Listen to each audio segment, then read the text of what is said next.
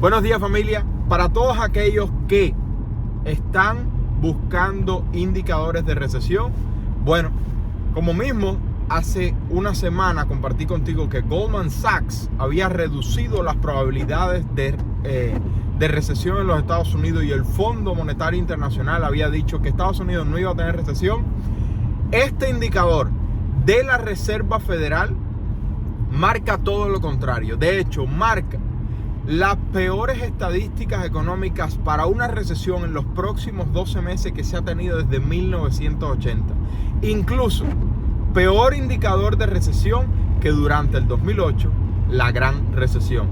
Si quieres saberlo y además de esto, quieres escuchar un poco acerca de cuál es el objetivo principal de la Reserva Federal en los Estados Unidos y por lo tanto, qué es lo que sucede con el mercado en cuanto a la confianza de la economía de los Estados Unidos, quédate porque este video va a estar interesante de algunas cosas que son importantes compartir contigo por parte de la Reserva Federal de New York. Dice la Reserva Federal de New York que tienen un indicador en la diferencia entre la tasa del tesoro de 3 meses y la tasa del tesoro de 10 años, o sea, a corto plazo y a largo plazo. Y que es uno de los indicadores más precisos de marca de recesión de la historia. Y ahora indica peor que durante el 2008. De hecho, indica un índice de 57. Para que tengas una idea de lo que eso significa, después de 50% en ese índice, la recesión es inevitable en los próximos 12 meses, según lo que ha sucedido históricamente con este indicador. Ahora, hay algo interesante. El primer y segundo trimestre del 2022, perdón que en esta curvita el sol coge y me da. El primer y segundo trimestre del 2022 tuvieron una recesión con el concepto que hemos tenido toda la vida de Producto Interno Bruto negativo. Sin embargo, ese concepto se le adicionaron algunos puntos esenciales que no es que estén incorrectos, pero que no se utilizaban desde 1947. O sea, no tenemos recesión porque se han creado muchos empleos. El concepto que se ha utilizado por 60 años ya no es el más importante porque se han creado millones de empleos. Por supuesto que se han creado millones de empleos. Recuerda que durante la pandemia se perdieron millones de empleos. Por lo tanto, la recuperación significa millones de empleos de vuelta al mercado.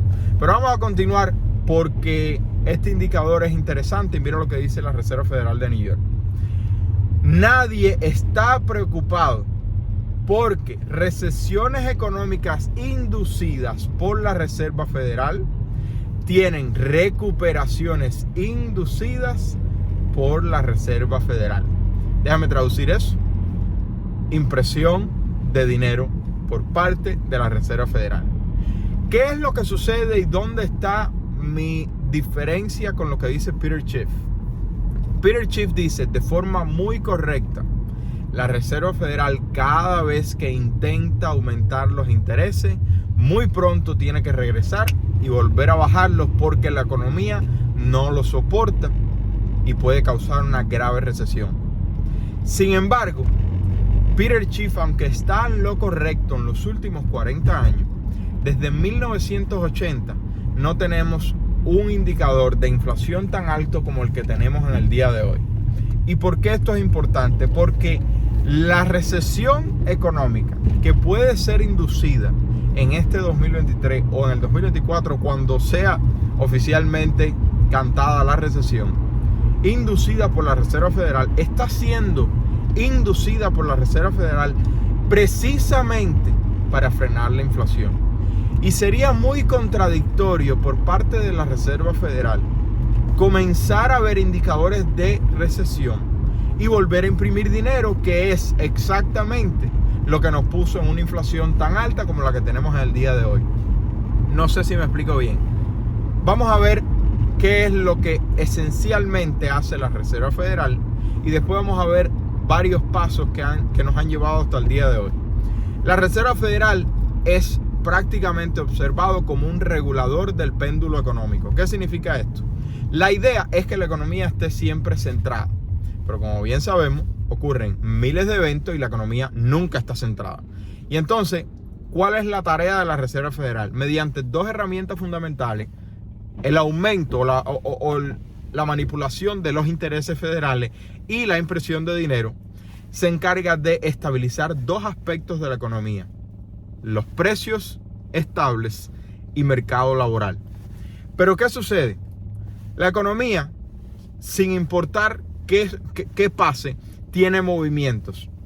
Hay ciclos de contracción económica, que es lo que se llama recesión, y hay ciclos de expansión económica, cuando todo el mundo se siente bien de forma económica.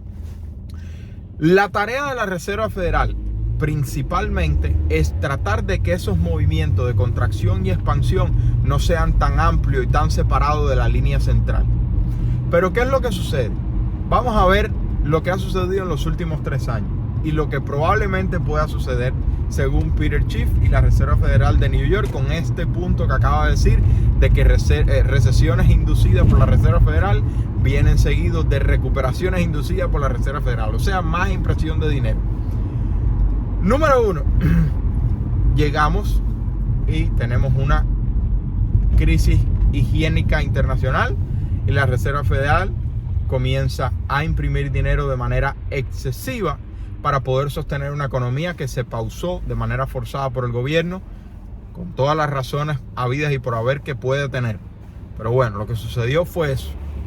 Se imprime dinero como nunca antes se había hecho en la historia de los Estados Unidos y por lo tanto tenemos una inflación transitoria, como decía Jerome Powell y Janet Yellen de la Reserva Federal y la secretaria del Tesoro. Entonces, el péndulo que se suponía que llegara hasta aquí se pasó, se imprimió demasiado dinero. O sea, la economía entró en un ciclo de expansión demasiado fuerte que no es el regular que debería tener la economía. Entonces, en el aspecto número 2, ¿qué sucede? Que entramos en una inflación récord de 40 años, haciendo que los huevos fueran de 5 a 12 dólares. Ahora, después de inflación récord, viene la Reserva Federal y dice: uno de nuestros objetivos principales es simplemente mantener precios estables. Y entonces vienen ahora con una política monetaria más drástica en los últimos 40 años para poder frenar la inflación, llevando las tasas federales desde 0 a más de 4.5% en menos de un año. Eso nunca había sucedido en 40 años. Número 4, posible recesión, marcada ahora por este indicador de la Reserva Federal de New York, que cada vez que está por encima de 50 nunca se ha equivocado, y ahora exactamente se encuentra en 57.